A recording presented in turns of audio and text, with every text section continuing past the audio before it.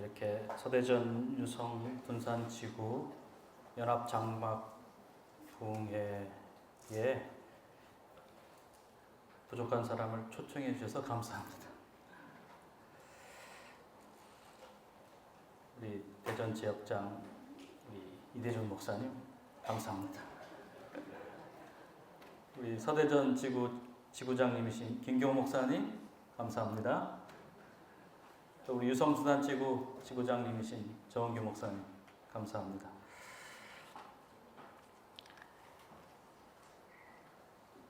저는 이번 장막회 기간 동안에 4번에 걸쳐서 말씀을 드릴 텐데요. 총 4번의 제목은 화면에 나오는 대로 오늘은 타는 횃불이 쪼갠 고기 사이로 지나더라는 말씀의 은혜를 나누고, 내일은 태양아 너는 기브온 위에 머무르라, 그리고 안식일 오전 시간에는 비록 더딜지라도 기다리라, 그리고 마지막 폐회 예배 때는 라헬과 레아가 있게 하시고 라는 제목으로 강의는 아니고 그렇다고 설교도 아니고 강의와 설교와 간증과 모든 것을 합쳐서 제가 받은 하나님의 은혜를 함께 나누는 시간 갖겠습니다. 제가 1995년도에 신탄진교회에서 목회를 시작을 했고 4년 동안 목회를 한 다음에 한산교회로 발령이 났습니다. 그래서 그곳에서 다시 이제 목회를 시작했는데 1년 만에 새로운 임지로 다시 발령이 났습니다. 그렇게 해서 간 곳이 지금의 아산중앙교회입니다. 그 당시는 아산동북교회였죠. 제가 이제 1년 만에 그 한산교회를 떠났던 이유는 제가 당시에 32살이었는데 아들이 둘 있었습니다. 큰아들은 4살, 작은 아들은 3살이었는데 지금은 벌써 28, 27살이 됐어요.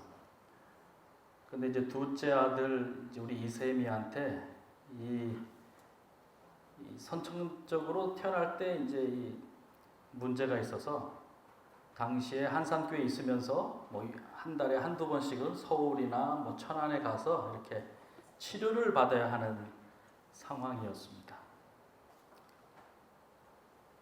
그래서 이제 아마 한산보다는 그 아산 쪽이 병원이나 이렇게 치료받을 수 있는 데가 좀 더 가까우니까 아마 이렇게 배려를 받아서 인사를 하게 되었죠. 그 아산 중앙교회는 당시에 개척교회였습니다. 제가 초대 목회자였고 한 40여 명의 성도가 한 교회를 이루고 있었고, 이제 전세를 건물 3층을 이제 임대해서 전세 교회로 이제 개척을 시작한 것이죠.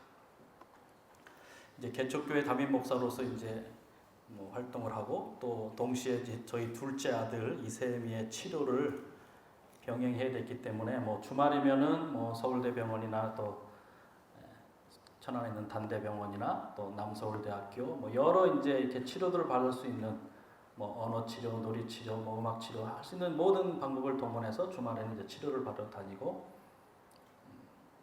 또 이제 교회를 돌보고 했습니다. 힘들었죠. 근데 한 가지 조금 편해진 게 있더라고요. 한 가지 편해진 게. 그게 뭐였냐면, 제가 이제 3번째 교회를 가지 않았습니까? 신탄진, 한산, 아산중앙교회. 갔더니 뭐가 편해졌냐면 설교를 따로 준비하지 않아도 되더라고요. 설교를 따로 준비하지 않아도 돼요. 왜요? 이미 한산교회에서 제가 4년을 목회했고 또 아산중앙교회에서 1년 했으니까 이제 3번째 교회에서 뭐 하면 돼요? 예전에 했던 설교를 잘 우리면 돼요. 잘 우리면 되겠어. 그렇게 해서 이제 제가 아산중앙교회에서 한 1년 정도 이렇게 지나가게 되었습니다. 근데 1년쯤 지나갔을 때 이 설교가 한약도 아니고 사골도 아닌데 자꾸 우리고 있는 제 모습을 보면서 이렇게 해서는 안 되겠다 하는 이제 생각이 번쩍 들게 되었습니다. 그러다가 이게 목사 복음 교육자에게 보내는 기별 159페이지에 있는 말씀에 이런 말씀이 있더라고요. 두 종류의 설교가가 있다는 거예요. 두 종류의 설교가. 하나는 진리를 받아들인 자들이 성령과 협력할 때 그는 기별을 짊어지고 영혼들에게 향하는 설교가가 있고, 그러니까 기별을 짊어지고 하나님께서 기별을 주시니까 그 기별을 짊어지고 가서 전하는 설교가가 있고, 또 하나는 누가 했습니까? 그는 결코 단순한 설교 제조가에 그치지 않을 것이다. 글씨가 잘 보이십니까? 제가 원래 제 컴퓨터에는 제가 눈이 안 좋아서 크게 만들어 왔는데 이 컴퓨터가 바뀌다 보니까 저도 잘 안 보이고 여러분 잘 보일지 모르겠어요. 어쨌든 두 종류의 설교가가 있더라는 거예요. 기별을 짊어지고 가서 기별을 전하는 설교자, 또 하나는 설교 제조가, 설교를 만들어서 그냥 설교하는 설교자 있다는 것이죠.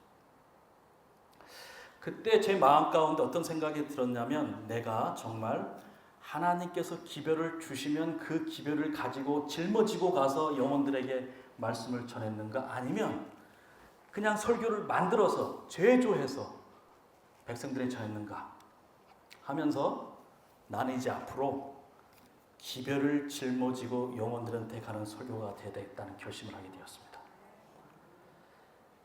그러면서 제가 이제 몇 가지 결심을 하게 되었어요. 그때 제 나이 32살이었거든요. 목회 6년 차였는데요.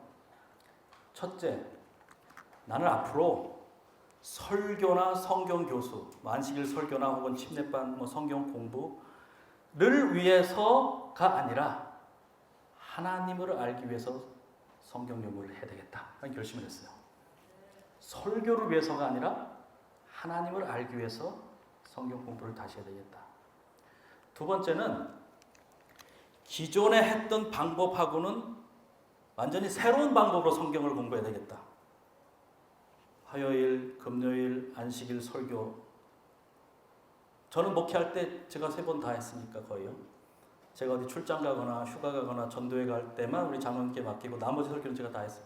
3번 하고 뭐 구역반도 하고 어떨 때는 침례반도 하고 하면 일주일에 5편, 6편 설교 준비도 하고 성경 교수 하는데, 그거를 위해서가 아니라, 그런 방법이 아니라 완전히 다른 방법으로 성경을 연구해야 되겠다는 결심을 하게 됐어요.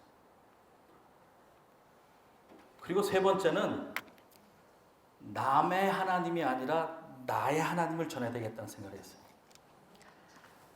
제가 돌아보니까 지난 6년 동안 성경도 읽고 또 여러 책도 읽고 또 예내신도 읽고 또 여러 경험도 했지만, 자세히 돌아보니까 그것이 나의 하나님이 아니고 부모님한테 배우고 선생님한테 배우고 목사님한테 배우고 책에서 배우고 남이 써놓은 글에서 배우고, 저는 설교하는 것을 되게 중요시 여겼기 때문에 아주 많은 시간을 들여서 설교 준비를 했지만, 그럼에도 불구하고 그 설교들이 나의 하나님을 전한 것이 아니라 남의 하나님을 전했다는 생각을 하면서, 나는 이제 앞으로 나의 하나님을 전해야 되겠다는 생각을 하게 됐어요. 그리고 마지막 4번째 결심이 제 인생에서 가장 위대한 결심을 한 건데요. 그건 뭐였냐면 바로 이것이었어요. 나의 하나님을 전하지 못할 바에는 차라리 목회를 그만두겠다는 결심이었어요. 나는 삭구는 되지 말아야 되겠다. 내가 만나고 내가 경험하고 내가 말씀을 통해서 깨달은 그 하나님을 전하지 못하면, 좀 심하게 말하면 사기꾼이잖아요. 그죠? 사꾼이잖아요. 사꾼은 되면 안 되겠다. 차라리 목회를 그만두고 다른 일을 하는 게 낫겠다.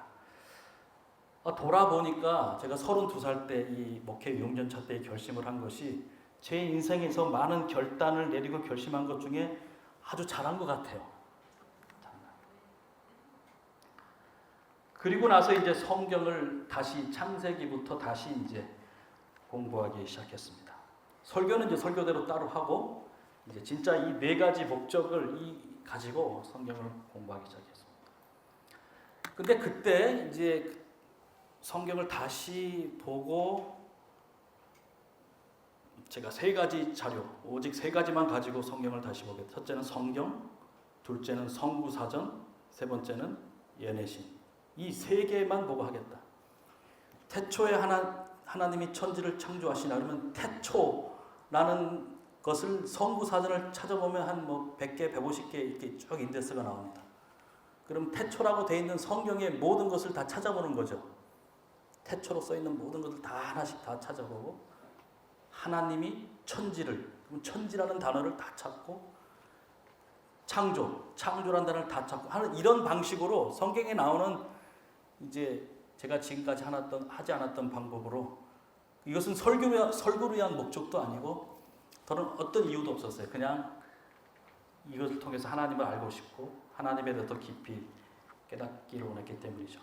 그래서 그렇게 제가 아산 중앙교회 가서 1년 차에는 설교를 우려먹다가 이제 2년 차 되면서 이래서는 안 되겠다 해서 다시 성경을 창세기부터 연구하고 그 연구한 이제 내용을 가지고 설교를 하기 시작했고 그래서 제가 이제 아산 중앙교회에서 6년을 더 목회했습니다. 그때 그 6년 동안 일어났던 제 설교 준비하면서 하나님을 말씀을 연구하면서 또 단상에서 하나님을 전하면서 저한테 이루어졌던 그 상황을 그대로 요약한 말씀이 바로 산상보훈 19페이지에 있는 말씀이었어요. 제가 이 경험을 그 6년 동안 했기 때문에 제 성경책에도 맨 앞에 보면 여기다 딱 써놨습니다. 제가 성경을 열 때마다 하나님의 말씀은 생명의 샘이다. 그 생명의 샘을 찾으려고 노력할 때 그대는 성령을 통하여 그리스도와 교통을 나누게 된다.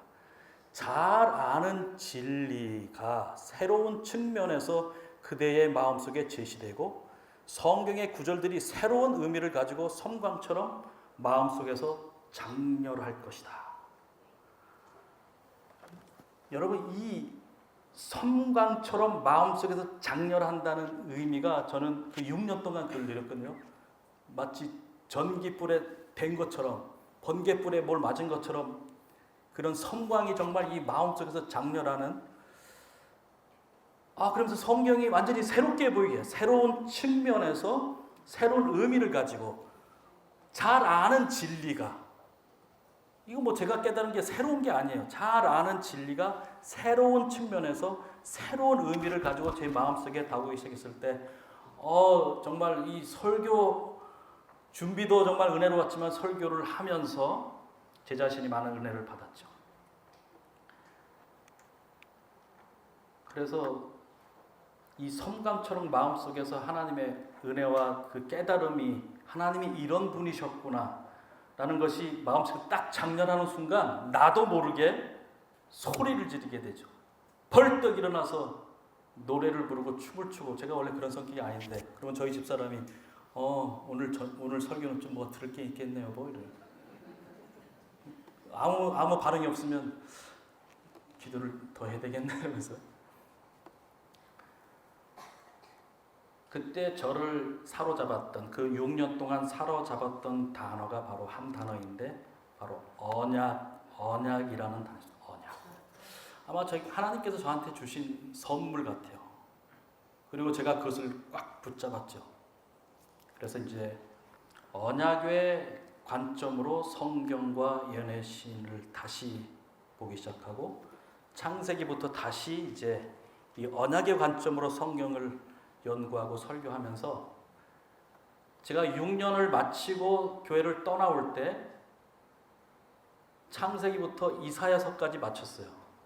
이제 언약의 관점으로 쭉 그냥 순서대로 쭉 했거든요. 그래서 제가 이제 이걸 끝까지 성경 끝까지 이 한 관점으로 성경을 보는 이제 연구와 또 설교를 계속하고 있었는데 그걸 다 미처 못 마치고 이제 하필 또 청소부로 부름을 받아서 인사이동을 하게 되었죠. 이 언약의 관점으로 성경을 바라보니까 하나님이 제가 알던 하나님이 아니더라고요. 완전히 다른 하나님이셨어요. 하나님의 사랑이 무엇이, 하나님의 심판이, 하나님의 복과 저주가 무엇인지를 이 언약의 관점에서 깨달았을 때 내가 하나님을 잘못 믿었네 라는 생각을 하게 됐어요. 저는 이제 모태 신앙으로 자랐습니다. 제가 대전 36 초등학교 4학년 때 다니고 또 광천으로 이사 가서 서해삼역 초등학교 5학년, 6학년 졸업하고 중학교 서해삼역 중학교, 고등학교 서해삼역 고등학교, 대학교 삼역대학 신학과 그리고 목회를 나왔으니까 저희 부모님도 당시에 교회 장로 집사이셨고 그러니까 모태 신앙으로서 삼역 초 중고 졸업하고 신학과 졸업하고 목회 나왔으니까 정통 재림교회 맞습니까? 그래도 이 정도면 정통에 속하죠, 그죠?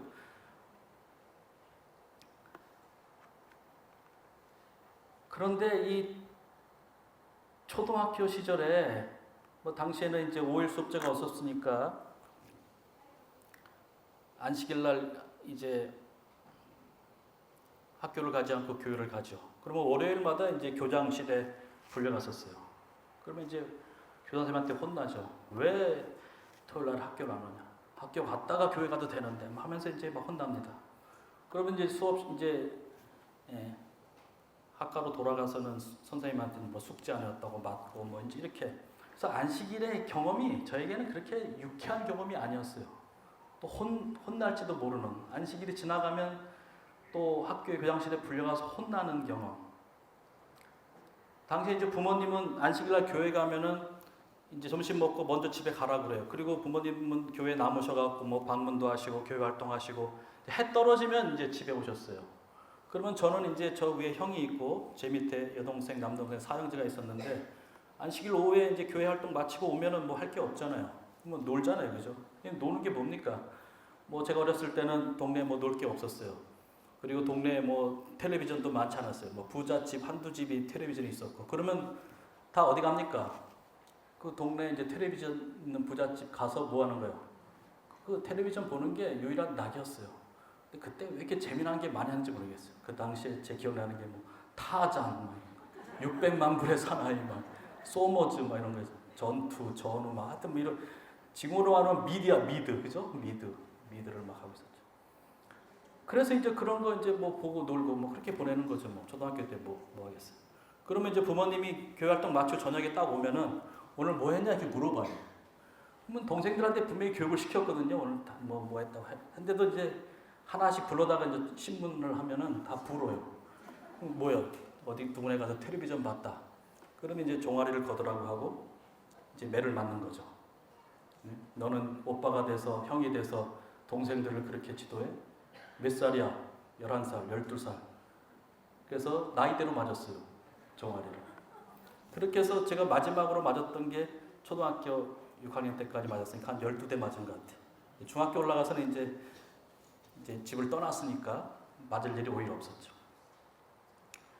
중학교에 이제 올라갔는데 이제 서해삼역에 갔는데 어느 이제 안식일 오후에 이제 저희 친구들이 운동장에 모여서 놀고 있었어요. 이 손야구, 손으로 이제 테니스공 가지고 손으로 하는 이거 뭐라고 합니까? 찐뽕이라고도 하고 동네마다 말이 다른데 짬뽕이라도 하고 찐뽕이라도 하고 찐볼이라고도 하고 어쨌든 손야구예요. 한참 안식일 오후 한 서너 시 됐을 것 같아요. 서너 시 됐는데 저 위에서 누군가가 막 저희를 불렀어요. 너희들 다 일로 와. 보니까 교목 목사님이셨어요. 교목. 근데 지금은 은퇴하셨으니까 아주 무서운 목사님이셨어요. 근데 천만다행인 것이 거기 놀고 있는 친구들 중에 목사님의 아들이 있었어요. 그래갖고 야 우리는 친구가 있으니까 같이 이제 1년 후배 친구가 있었으니까 끌려갔습니다. 쫙 서놓더니 너희들 오늘이 무슨 날이지? 무슨 날이에요? 안식일인데요. 해 졌어 안 졌어? 아직 안 졌죠. 그러더니 이제 그 아들이 거기 있었잖아요. 너는 목사 아들이 돼갖고 같이 놀고 있어? 하더니 그 옆에 아카시아 나무가 있었는데 그를 딱 꺾으셨어요. 그러더니 당신의 아들의 이제 머리를 향해서 얼굴을 향해서 사정없이 내리쳤습니다. 너는 목사 아들이 돼갖고 본이 되지 않고 같이 놀고 있어? 너는 더 나빠. 그리고 저희들은 고개를 푹 숙이고 그리고 이제 훈계를 들었죠. 다시는 너희들 안식일날 이렇게 놀면 안 돼. 알았습니다. 하고 이제 그때 저는 안식일을 잘못 지키면 맞아 죽을 수도 있겠구나 하는 생각이 정말 했어요. 맞아 죽을 수도 있겠구나. 그래서 그 다음부터는 광천 중학교에 가서 놀기 시작했어요. 놀다가 걸리면 죽는구나. 걸리지 말아야 되겠다. 걸리지 말아야 되겠다. 제가 어떻게 하다 보니까 합회 청소부장, 연합회 청소부장, 지회 청소부장까지 지금 13년째 청소부 사역을 하고 있는데요. 그런 질문을 하시는 분들이 있어요. 좀 무식한 질문이라고 할 수도 있고 적절치 않은 질문인데, 목사님 오늘 안식일 오후인데 학생들이 운동장에서 공 차고 있어요. 탁구 치고 있어요. 연합회 입장이 뭐예요? 이렇게 물어. 합회 청소부의 입장이 뭐예요? 지회 청소부의 입장이 뭐예요? 저한테 물어보지 마세요. 제발. 저처럼 안 걸리려고 몰래 다른 데 가서 노느니 우리 운동장에 있는 게 훨씬 나아요. 다시 말씀드리면 제가 알았던 그 하나님은 하나님의 율법이나 하나님의 말씀을 지키지 않으면 혼내시는 하나님이었고, 부모님한테 배운 하나님은 안식일로 그렇게 지키면 매맞는 경험이었고, 또 안식일을 잘 지켜서 학교 가면 아주 불량한 학생이었고, 또 삼류학교를 다니면서도 안식일을 더 잘 지키지 못하면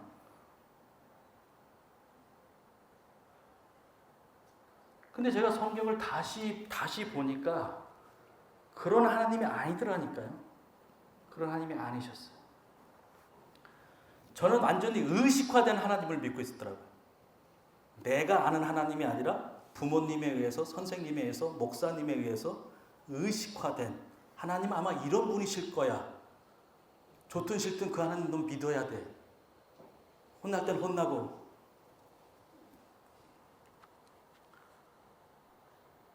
제가 이제 언약의 관점으로 성경을 공부하다가 성경에서 위대한 이 부흥과 개혁의 역사가 성경에 기록되어 있는데, 이 두 왕 때 특별히 이 부흥과 개혁을 이루게 됩니다. 남방 유다에서 두 왕이 이제 부흥과 개혁을 이루게 되는데, 한 왕은 요시야 왕이고 또 다른 왕은 히스기야 왕이죠. 근데 여기 요시야 왕의 개혁에 대해서 말하면서 이렇게 기록하고 있습니다. 뭐라고 말씀하냐면, 요시야 왕 18년에 위협적인 형벌들을 한동안 막아낸 이 개혁 운동은 여러 해 동안 이상스럽게도 둔 곳을 알지 못해 잃어버렸던 성경의 일부분을 발견하여 그것을 연구함으로써 전혀 예기치 않은 방법을 일어났다. 요시야가 이룬 이 개혁 운동은 뭘 발견했어요? 성경의 일부분을 잃어버렸는데 그것을 찾았다는 거예요.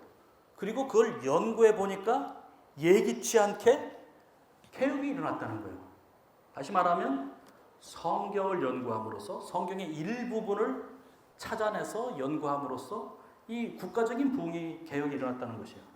그러면서 사실은 이 개혁이 100년 전에도 있었는데 히스기야 왕 때 그랬다는 거죠. 히스기야 왕 때는 어땠는가? 뭐라고 합니까? 거의 1세기 전에 히스기야로 말미암아 지켜졌던 첫 유월절 동안에 가르치는 일을 맡은 제사장들이 날마다 백성들에게 율법책을 읽어주도록 하는 법이 제정되었다. 히스기야의 치세를 그처럼 번영하게 만든 것은 율법의 준수, 특히 신명기의 한 부분을 이룬 언약의 책에 주어진 법도를 준수한 까닭이었다 라고 말하면서, 이 남방 유다 21명의 왕들 가운데 이 400년의 역사 가운데 두 번의 위대한 개혁이 일어났는데, 그 첫 번째는 히스기야 왕이었고, 하나님의 말씀을, 율법을 6월절 동안에 일주일 내내 읽어주는 법을 만들어 버렸어요. 그래서 6월절만큼은 성경을 연구하고 읽는 이제 주간으로 삼았어요. 그랬더니 뭐가 일어났어요? 국가적인 개혁과 부흥이 일어났어요. 특별히 이 성경 가운데서도 당시에는 이제 구약 성경밖에 없었으니까요. 신명기, 그 가운데서 어떤 말씀이라고 했습니까? 신명기의 한 부분을 이룬 언약의 책에 주어진 법들을 준수한 까닭이었다.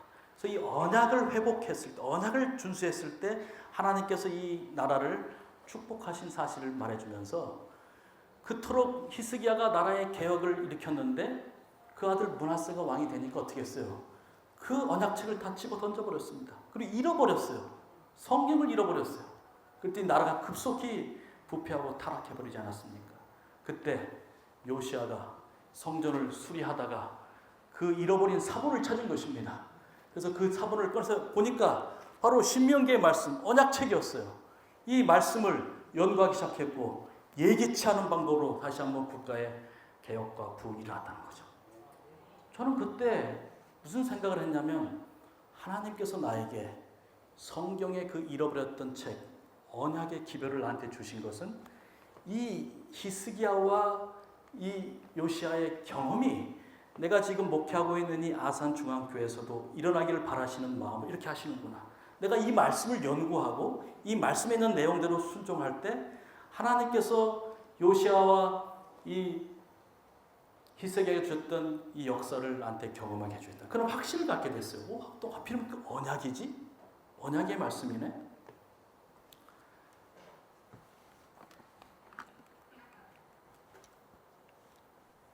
성경에서 언약책을 되찾고 언약의 말씀에 순종했을 때 나라의 개혁과 부흥이 일어났다는 사실 여러분 기억하시기 바랍니다. 저는 확신하건대 우리가 이 하나님의 언약의 말씀을 우리의 삶 속에서 우리의 교회에서 회복한다면 히스기야와 요시아의 못지않은 부흥의 역사가 이 교회에 임할 것을 확신합니다. 근데 문제는 보세요. 원래 하던 설교는 또 해야 되는데 또 성경 연구를 따로 하려 보니까 여러분 시간이 되질 않는 것입니다. 뭐 운동도 해야 되고 이것도 해야 되고 저것도 해야 되고 다 하려 보니까 이 시간이 없어요. 제가 그때 느낀 것이 이것이죠. 기존에 하던 것을 다 하면서 하나님의 말씀을 더 깊이 연구하는 것은 사실상 불가능하다는 것을 그때 알게 됐어요. 기존에 하던 것을 다 하면서 하나님의 말씀을 더 깊이 연구하는 것은 사실상 불가능하다는 것을 깨닫게 되었어요. 그래서 그때 한 가지 결심을 했습니다. 성경 연구하는 시간을 가장 빼앗는 것이 무엇인가? 가장 방해가 되는 게 무엇인가? 그래서 제가 그때 결심을 하기를 내가 앞으로 우리 집에는 이 두 가지가 있으면 나한테 성경 연구에 방해가 되니 이 두 가지는 없애야 되겠다 결심을 했고 다행히 지금까지 지키고 있어요. 첫 번째는 텔레비전이었어요. TV를 이제 없애기로 결심했고 두 번째는 내가 있는 동안에는 우리 집에 인터넷을 설치 안 한다는 원칙이었어요. 이 두 가지 원칙. 물론 요즘에 이제 핸드폰으로 다 인터넷이 되고 하니까 뭐 예전에는 그거 합해서 공문 한번 받으려면 우체국 가거나 도서관 가거나 집에 없으니까 그 불편을 감수하면서 이 두 가지를 없애지 않은 한 시간을 확보할 수 없겠더라고요. 그때 제가 깨달은 것은 개혁은 헌신과 결단이 없으면 불가능하구나 사실 깨닫게 됐어요. 여러분 근데 제가 가장 그 텔레비전을 없앴잖아요. 이제 TV를 없앴어요. 인터넷도 없앴어요. 근데 가장 힘든 게 뭐였냐면 그때만 해도 제가 이제 거의 축구에 미쳐서 살았거든요. 축구. 제가 여기 요 강당 뒤쪽에 대운 빌라인가요? 여기서 앞에 청소부장 할 때 5년 살았고 5년 동안 있으면서 여기 여기 대전 3역 이 운동장에서 거의 일요일마다 축구를 여기서 했어요. 여기 안 되면 또 저기 유성교인들하고 저기니까 예술고등학교 뭐 거기 가서 축구하고 뭐 하여튼 축구를 열심히 했죠. 근데 제가 2001년도부터 말씀을 연구하기 시작했다고 그랬잖아요. 2001년도. 그때 근데 그 다음에 2002년 월드컵을 하더라고요. 큰 시험이었죠. 큰 시험. 그리고 뭐 월드컵 하기 전까지 얼마나 많은 그 이제 예선전이라고 합니까? 예선전도 하고 뭐 올림픽 하죠, 월드컵 하죠, 예선전 하죠. 그러면 주로 또 뭐 밤에 하잖아요, 막 새벽. 뭐 저녁 7시, 8시 하면 그래도 이제 우리 장로님 집에 가서 보기도 하고 뭐 성도집 가서 방문 가서 보기도 하는데 뭐 새벽 2시, 3시 하면 어떻게 해요? 근데 그때는 이거를 안 보면 뭐 견딜 수가 없었어요. 견딜 수가. 그 텔레비전을 없애니까 오늘 밤에 새벽 2시에 뭐 어디랑 이제 예선전을 하는데 볼 데는 없고, 그래서 제가 아산에 있을 때 그 텔레비전을 없애면서 이제 했던 것 중에 하나가, 어디 가면 밤 새벽 2시, 3시, 4시에 가도 축구를 볼 수 있는 데가 어딘가를 연구하기 시작했어요. 그래서 천안역 지하상가에 그런 데가 있더라고요. 천안역 거기 가면 축구를 볼 수 있구나. 그리고 온양에 있는 한국병원이라고 있는데 병원 휴게실 가면 볼 수 있겠고. 그러다가 이제 그 아산에 있을 동안에 그걸 잘 개척해 나가고 몇 년 동안 잘 봤는데, 또 인사 관련하니까 또 이제 또 새로 연구해야 돼. 대전으로 왔어요. 대전으로 왔는데 이제 어디 가서 또 축구를 보나. 건양대병원 휴게실 여러분 가보셨어요? 건양대병원 휴게실에 딱 남자들이 보는 텔레비전 코너가 있고 여자들이 보는 데가 딱 있어요. 그러면 여지없이 남자들 보는 데는 축구를 보고 있거든요.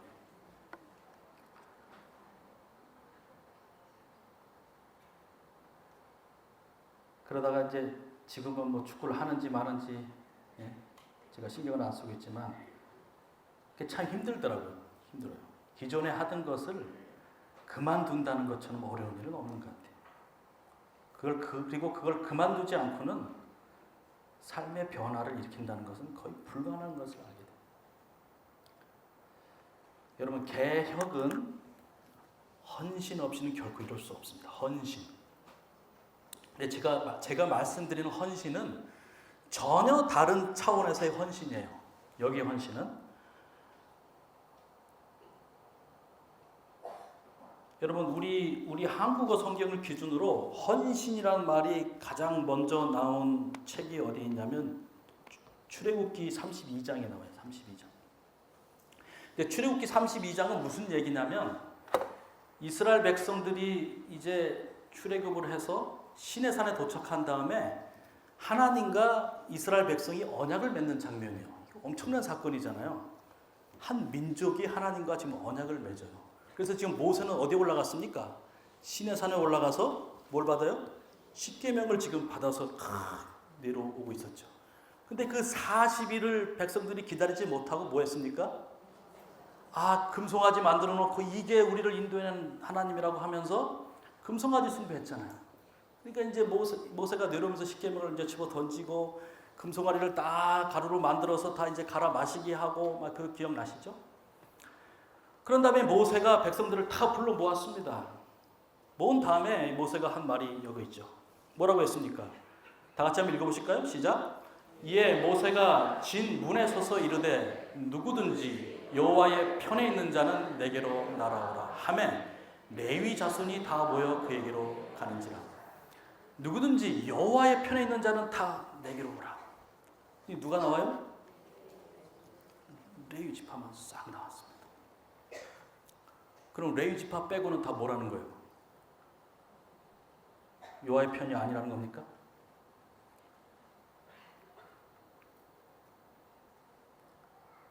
여기 보좌 선지자 324페이지 있는 말씀에 보시면, 제가 이 말씀을 보고 울었어요. 이 말씀을 읽고 감동이 막 밀려오더라고요. 그 말은 뭐였냐면요, 진영 입구에 서서 모세는 백성들을 향하여 누구든지 여호와의 편에 있는 자는 어떻게 해요? 내게로 나가오라고 큰 소리로 외쳤다. 배도에 가담하지 않았던 자들, 레위 지파죠, 모세의 오른편에 자리를 잡고 범죄하였으나 회개한 사람들은 왼편에 자리를 잡기로 되어 있었다. 여호와의 편은 범죄하지 않은 자들뿐만 아니라 범죄했으나 회개한 자들도 포함됐다는 거죠. 하나님의 편은 모세의 오른편, 왼편. 우리가 할 수만 있다면 하나님의 오른편에 서서 범죄하지 않은 자들로 서기를 바라겠지만, 하나님께서는 너는 내 편이야 할 때 범죄에 가담했지만 어떤 사람이요? 회개한 사람들은 왼편에 자리를 잡게 되어 있었다. 여러분, 오른편에 서시든 왼편에 서시든 여호와의 편에 항상 서시길 간절히 바랍니다. 모세가 막 호소를 하니까 다 나왔습니다. 레위 지파 오른편에 다 모였고, 다 회개한 사람 나오라 하니까 11지파 중에서 다 나왔습니다. 다 나왔는데 오른편도 아니고 여호와의 오른편도 아니고 왼편도 아니고 끝까지 나오기를 거절한 사람들이 있었습니다. 그들은 섞인 무리였어요. 그 수가 3,000명 정도 되었습니다. 여호와의 편, 여호와의 오른편, 여호와의 편, 여호와의 왼편 뿐만 아니라 여호와의 맞은편에 있던 사람들이 있었어요. 여호와와 맞선 편에 있던 사람들이 있었어요. 여러분들이 신앙생활을 하면서 할 수만 있다면 여호와의 오른편에 서시기 바랍니다. 하지만 때로 우리가 실수할 수 있죠. 오판할 수 있죠. 여러분 그때라도 우리가 회개하고 잘못을 뉘우치고 여호와의 왼편에 서시길 바랍니다. 그러나 여러분 어떠한 일이 있어도 여호와를 맞서지 마시기 바랍니다. 교회를 맞서지 마시기 바랍니다. 교회와 항상 한편에 있기 바랍니다. 여러분 그때 모세가 어떤 명령을 내립니까? 예? 끝까지 3,000명이 안 나와요. 안 나오니까 어떤 명령을 내립니까?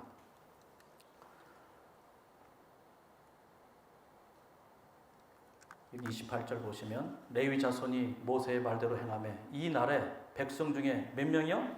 3,000명 가량이 죽임을 당하니라. 모세가 어떻게 합니까? 칼을 들어서 너희 아들과 너희 형제와 너희 친구를 치라라고 명하죠.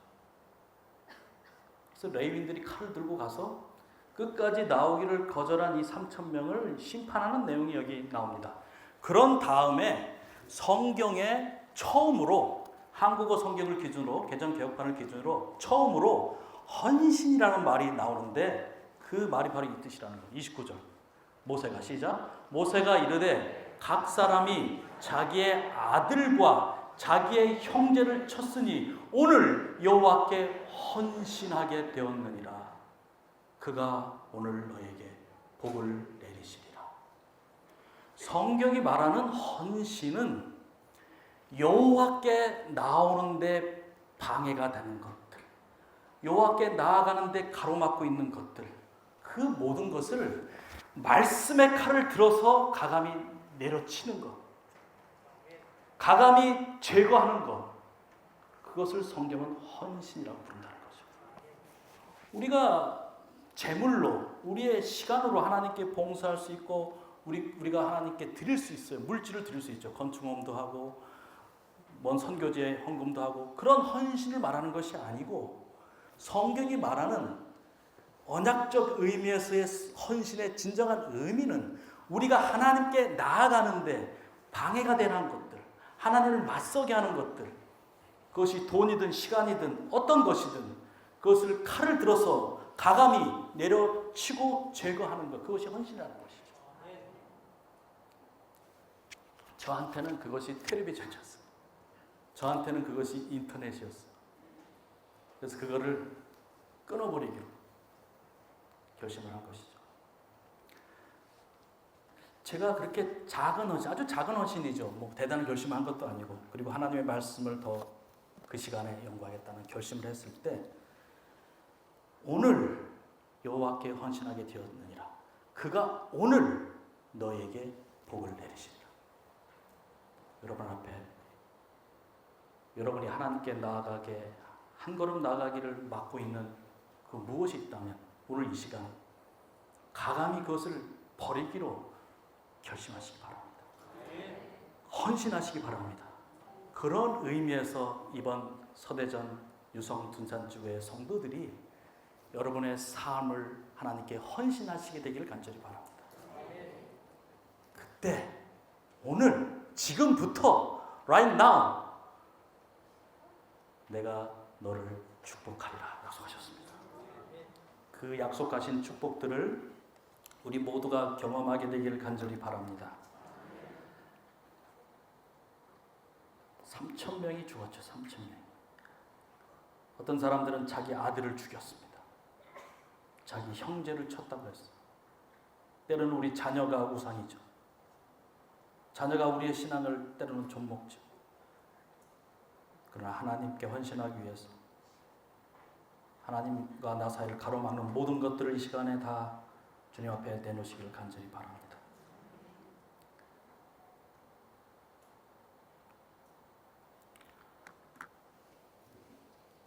제가 아산 중앙교회 가서 이제 목회 2년 차 때 하나님의 말씀, 언약의 말씀을 붙잡고 이제 이렇게 설교하기 시작했고, 뭐 제 삶을 좀 생활의 변화를 일으키고 새로운 목회적 결단을 내리고 새로운 마음으로 목회를 시작했을 때, 아까 분명히 뭐라고 말씀하셨습니까? 복을 내리시라 그랬잖아요. 근데 현실은 복이 아니라 엄청난 고난이 찾아왔습니다. 첫째는 제가 저희 이제 교회가 개척교회다 보니까 이제 사택도 전세였고 교회도 전세를 살고 있었어요. 근데 살고 있던 사택에 이제 경매를 한다는 이제 이게 날아온 것입니다. 주인이 이제 부도를 낸 거죠. 그래서 사택이 이제 경매로 넘어가게 되었습니다. 근데 제 마음 가운데 아주 불길한 마음이 들었어요. 그때 IMF는 거의 끝나가던 때인데, 야, 혹시 이러다가 교회도 뭐 어려움을 당할 수 있을지 모르니까 우리가 빨리 교회에 뭐 땅을 사든지 뭔가 대비를 해야 되겠다는 이제 그런 마음을 가지게 했죠. 그래서 이제 직원회를 급히 열면서, 우리가 지금 전세로 언제까지 개척교회를 있겠냐, 우리가 뭐 땅이라도 좀 사야 되지 않겠느냐, 막 이렇게 호소하고 해서 또 직원들이, 교인들이 한 마음이 돼서 지금의 이제 그 아산 중앙교회가 자리 잡고 있는 그 아산의 이제 신도리코 옆에 있는 땅, 당시에 726평을 23만 원에 평당, 20몇 년 전입니다. 그죠? 23만 원에 살게 됐어. 그래서 이제 우리가 헌금을 하고 한 6개월 안에 이 잔금을 다 치르고 2002년 이제 12월 30일인가요? 그때까지 잔금을 다 치르고 이제 등기 이전까지 다 마치고 이제 첫째 안식, 그 해가 넘어가고 이제 첫째 안식이 됐어요. 근데 그 등기를 마친 그 주에 텔레비전에서 뉴스가 나왔는데, 어떤 뉴스가 나왔냐면 아산 신도시 개발을 국가가 이제 확정하고 이제 시작한다는 발표였어요. 그 발표가 나자마자 땅값이 막 올라가기 시작하는 겁니다. 우리 23만 원에 샀는데 뭐 한 달 지나면 또 올라가고 계속 올라가는 것이죠. 그러니까 교회가 이제 축제 분위기가 됐어요. 야, 이거 하나님께 우리 인도해 주셨고. 그 다음 안식일에 이제 그 축제 분위기를 누리기 위해서, 정말 우리가 하나님께 감사하고 이 땅을 샀으니 이제 딱 했는데, 교회 가보니까 웬 편지 하나가 와 있었습니다. 그것은 뭐였냐면, 이 교회 전세들은 건물이 부도가 나서 경매를 진행한다는 내용이었어요. 그러니까 제가 교회 개척하러 갔는데 사택도 경매로 넘어가고 교회도 경매로 넘어가는, 그래서 갑자기 잔치 분위기가 아니라 초상집이 되어버렸어요. 대책을 써야 되는. 경매가 시작됐는데 저희가 5천만 원, 전 재산이죠. 20년 전에 5천만 원 작은 돈 아닌데 1차도 유찰되어 2차도 유찰되어 3차 유찰되어 하더니 한 푼도 못 건지고 순위에 밀려갖고 저희는 그대로 맨 땅에 주저앉게 되었습니다. 그리고 건물주가 바뀌었는데 소위 말하는 이제 브로커, 전문 브로커들이 거기에 들어와갖고 한 달 안에 나가라는 것이죠. 통보를 받고 전세금 5천만 원 다 잃어버리고, 그나마 다행인 게 뭐가 있었어요. 그나마 다행인 게 땅을 사놨어요. 땅을 사. 근데 제가 그때 이제 언약에 대한 말씀을 이제 막 이제 공부하고 같이 설교하고 하면서 상황은 되게 좀 암울했는데 마음은 되게 편하더라고요. 뭐 걱정할 게 뭐 있어? 뭐가 있는데? 땅 있는데? 뭐 나가서 뭐 하면 되지? 뭐 텐트 치고 예배 드리면 되지? 뭐 걱정이 뭐야? 그런 마음이 들었어요.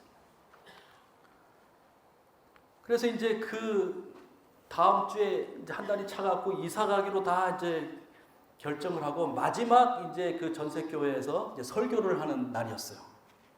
그래서 제가 이제 설교를 했는데 지금도 기억나요. 이제 이스라엘 백성이 홍해를 건널 때 앞에 홍해가 있었지만 우리가 믿음으로 했을 때 어디 홍해가 갈라지고 건너고 이제 이 설교를 하면서 우리가 걱정할 필요 없다. 하나님께서 언약을 기억하시고 언약 백성들을 이 가나안 땅으로 인도하실 때 어떤 그 앞에 장벽이 있어도 홍해가 있어도 다 그걸 열어주시고 구해주셨으니까 우리가 믿음으로 가면 된다. 뭐 걱정할 필요 없다. 우리가 이제 또 뭐 땅 사고 어렵지만 또 헌금하면 되지 뭐 그리고 돈 없으면 뭐 하면 돼요? 나가서 텐트 치면 되고, 뭐 이스라엘 백성도 40년 살았는데 광야에서 텐트 치고, 우리 뭐 40년 살 건 아니잖아요. 하면서 이제 용기를 주고 격려를 하면서 설교를 했어요. 근데 설교를 하는데 저 맨 뒤에 처음 보는 분이 한 50대 뭐 중반 되는 분이 뒤에 앉아 계신데 계속 울고 계세요. 제가 설교를 하면서도 뭐 교인이 한 뭐 40명밖에 안 되니까 처음 보는 분인데 뒤에서 어떤 중년의 여자분이 계속 울고 있으니까 좀 신경이 쓰이더라고. 그래서 이제 예배를 다 마치고 인사를 했죠. 어떻게 오셨습니까? 했더니 제가 지난주에 여기 이사를 왔는데 오늘 여기 처음 교회가 있다는 걸 알고 찾아왔습니다. 그러면서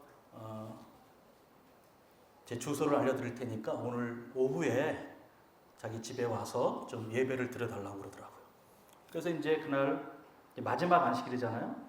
그래서 이제 예배를 식사를 마치고 다 이제 짐을 정리하고 그분을 이제 만나러 가게 되었어요. 바로 교회 옆에 사셨어요. 다행히. 그래서 이제 가서 예배를 드렸습니다. 근데 예배를 드리는 내내 또 막 울어요. 그 예배를 다 마치니까 이분이 하얀 봉투 하나를 내놓는 겁니다. 하얀 봉투. 이게 뭡니까? 목사님, 제가 마지막으로 교회에 나갔던 것이 지금부터 한 10몇 년 전에 나갔었어요. 10몇 년 전에.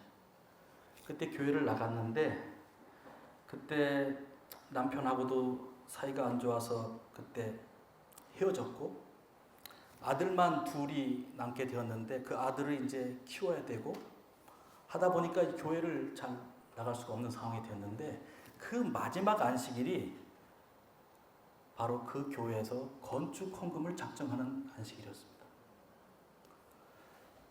그리고 제가 얼마를 하겠다고 작정을 했는데 사실 그 헌금을 다 못 내고 이제 교회를 10년 동안 못 나가게 되었다가 이제 고향으로 이제 아산으로 내려오면서 내가 이제 다시 신앙생활을 좀 다시 시작해야 되겠다 하다가 이제 저희 교회를 알게 된 거예요. 그래서 10몇 년 만에 왔더니 또 건축 헌금을 나가요. 근데 이분의 생각에는 그 마음 가운데 하나님이 나를 버리지 않고 계셨구나 하는 생각이 들더래요. 왜 10년 만에 왔는데 이 교회는 또 건축을 한다고? 그래서 그때 정확하게 기억은 나지 않지만 일부는 드리고 일부는 못 드렸는데 그 못 드린 것 원금에다가 이자까지 쳐서 지금 드리는 겁니다.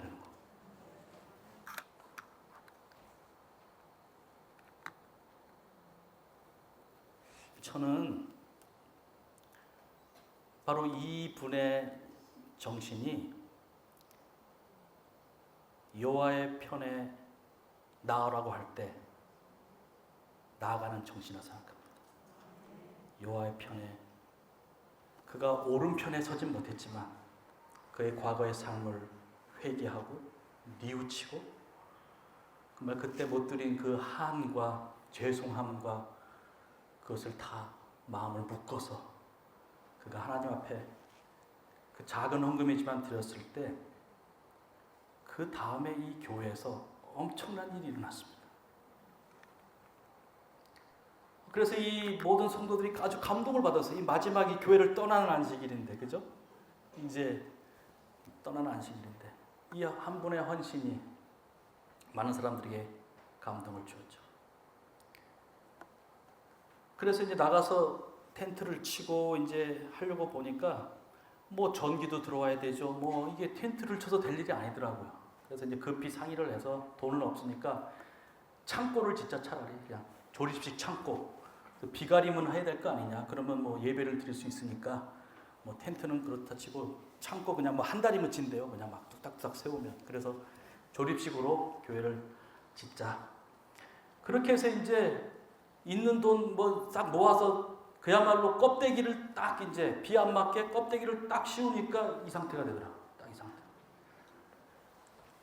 그야말로 HBM 그대로 보이죠. HBM 있고 그 앞에다가 조립식 판넬 그냥 대고 바닥에는 그냥 시멘트 콘크리트만 치고 창문만 달고 전기도 안 들어와요. 뭐 보일러도 없어요. 에어컨도 없어요. 뭐 아무것도 없어요. 그냥 바닥에 앉아서 예배드리고 은박지 깔고 밥 먹은 거죠. 근데 제가 목회하면서 처음으로 이것이 진짜 교회구나라는 걸 알게 됐어요.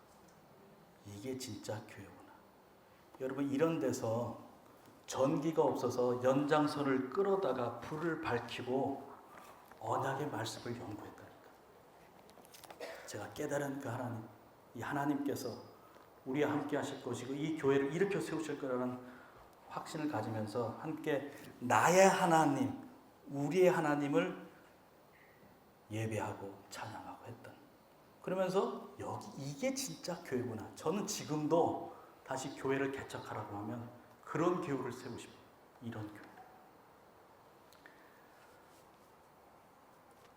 그래서 헌금이 이제 그 소문이 이제 충청 앞에 났어요. 그래서 정말 당시에 많은 분들이 도와주셨습니다. 합회에서 도와주고 또 지구교회에서 여러 도로가에서도 보내주고 뭐 50만 원, 30만 원 돈 들어오면 그걸로 이제 뭐 커튼 달고 또 들어오면 뭐 하나 하고 계속 이렇게 이제 했죠. 아마 이 상태에서 몇 개월을 저희가 예배를 드렸어요. 헌금 들어오면 공사하고 뭐 떨어지면 쉬고 다시 들어오면 공사하고 뭐 이런 식으로. 그런데 이제 잠시 공사가 이제 돈이 없어서 다 중단이 됐는데 아까 그 이제 이사 오셨다는 분 있잖아요. 그분의 성이 뭐였냐면 복씨였어요. 복집사님이에요. 복집사. 복씨였는데 그분이 전화가 왔어요. 목사님, 혹시 건축 헌금 통장에 누군가가 헌금을 보낸다고 했는데 혹시 들어온 거 있는가 한번 확인해 보세요. 이런 전화였어요. 그리고 제가 무슨 내용이냐, 뭐 가끔 합회에서도 오고 다른 뭐 도로가에서도 도와주고 해서 우리가 조금씩 들어오긴 하는데 무슨 얘기냐 했더니, 목사님, 저희 언니가 감리교회 목회자 사모예요. 인천에 있는 큰 감리교회에서 목회를 하고 계시는데 그 교회에서 후원을 해줘갖고 말레이시아 가서 거의 평생을 이제 선교사로 보내고 있어요. 봉사하고 있는데 마침 지난달에 한국에 휴가를 나와서 고향인 이제 아산에 내려왔다가 올라가는 때 비가 엄청 왔어요. 근데 교통사고를 당해서 그 형부가, 목사님이 현장에서 돌아가셨어요. 그 언니만 살아남게 되었어요. 근데 사실 언니는 아주 어렸을 때 저랑 같이 우리 교회를 다녔어요. 근데 이제 중학교, 고등학교를 이 감리교회 미션 스쿨로 이렇게 진학하다 보니까 감리교회 신앙을 하게 되었고 거기에서 또 이제 뭐 사모까지 된 것이죠. 그런데 제가 이제 이곳에 내려와서 언니랑 통화를 하게 되었는데 언니가 제가 십몇 년 동안 교회를 안 다니까 계속 만날 때마다 신앙생활을 다시 해라, 교회 다녀라 그렇게 했는데 제가 교회를 못 나오다가 이제 제가 아산 동북교회, 아산 중앙교회를 다시 나오게 됐다는 얘기를 언니한테 하고 십몇 년 전에 왔더니 또 건축 헌금을 해서 내가 건축 헌금도 했고 지금 뭐 이제 교회는 껍데기밖에 없지만은 너무너무 교회가 재밌다고 하면서 너무너무 행복하다고 이 얘기를 한 거예요, 언니한테. 그러니까 언니가 이제 그 얘기를 다 듣더니 하는 말이, 그래, 이 형부가 돌아가시고 보상금이 나왔는데 우리 인천 중앙감리교회 뭐 몇십억을 들여서 큰 교회를 지었는데 아직 헌당을 못 해갖고 내가 그 보상금 전액을 사실은 우리 선교사 보내준 인천 중앙감리교회 보내려고 생각하고 있었는데 네 이야기를 들어보니 하나님께서 네 교회에 보내라고 하네? 그러시는 거예요. 응? 그러면서 내가 나를 선교사 보내준 인천중앙감리교회가 아니라 네가 다니는 이 껍데기만 있다고 하는 아산중앙교회 보내줄게. 통장 번호 걸려. 너한테 안 보내고 난 교회 바로 보낼 거야. 보내는 거죠. 그때 보내온 돈이 이제 당시에 5천만 원이었는데 저희가 전세금으로 날린 5천만 원이 그대로 다 들어온 거예요. 그러니까 아산중앙교회는 뭐 그 이후에 또 우리가 또 사연이 있어 교회를 다시 건축했지만 한 감리교인이 재림교회를 위해서 5천만 원 헌금했다는 얘기 들어봤어요? 아마 50만 원도 안 될걸? 여러분,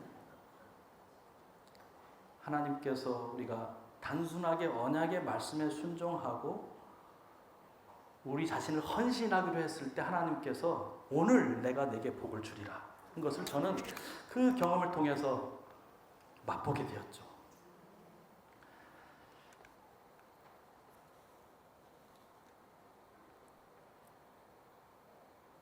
이 집사님의 성이 복시라고요. 복시. 그가 오늘 너희에게 복을 내리시리라. 복을 내리시리라. 이름은 인자예요. 인자. 복인자. 인자부터 복을 주겠다는 거지. 지금 장안교회 열심히 다니고 계십니다.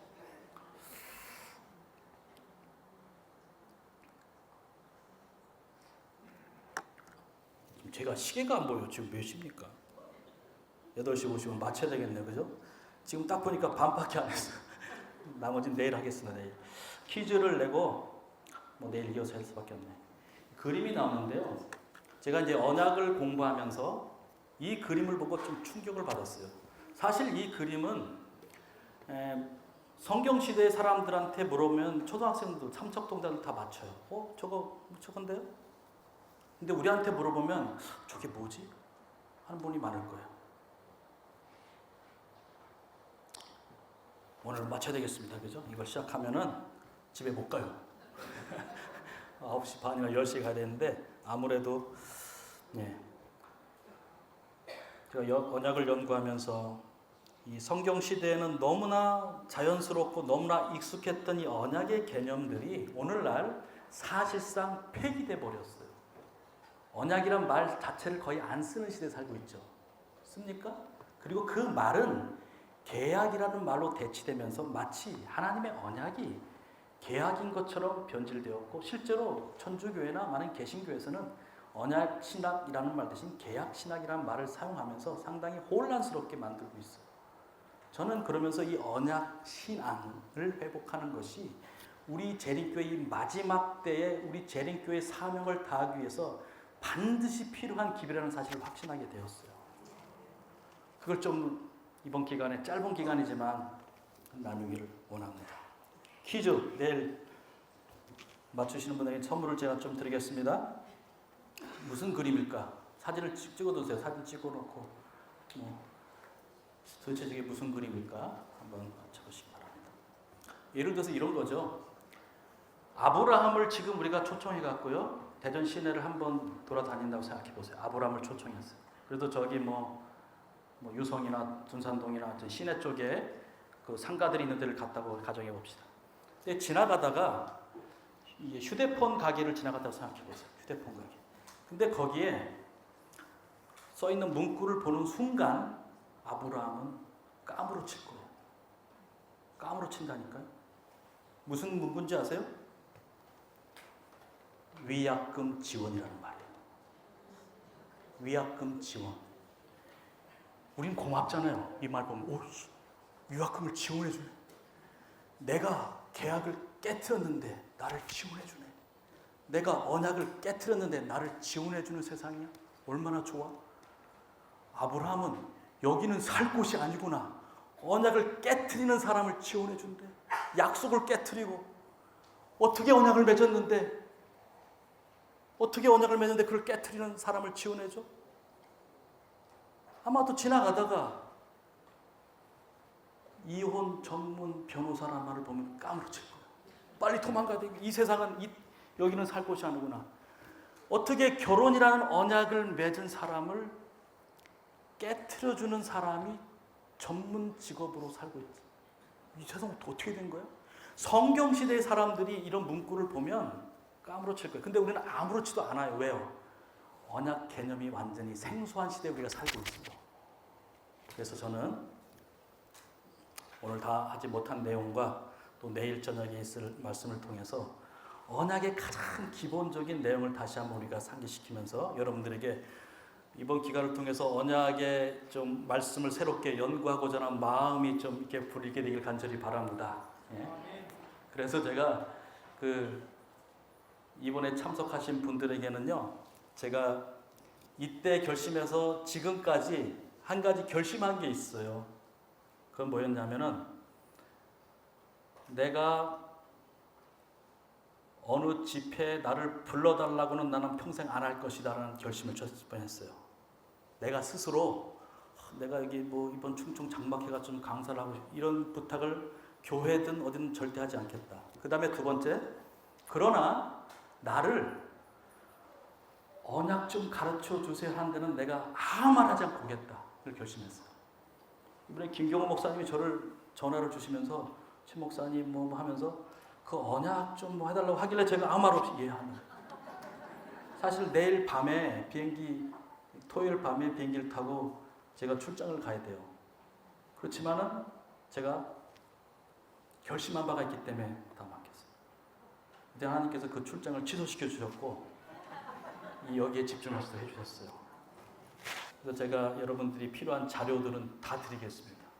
제가 지난 20몇 년 동안 모았던 그 파일들을 우리 목사님들 또 필요한 우리 장로님들 집사님들 다 드리면 제가 강의했던 내용들 이거 뭐 4시간 동안 얼마나 하겠습니까?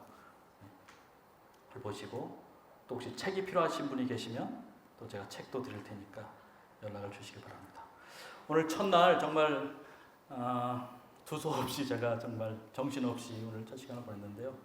우리 서대전 유성둔산교회 하나님께서 약속하신 언약의 복이 하늘에서 정말 조금씩이라도 여러분 마음속에 내리게 되길 간절히 바랍니다.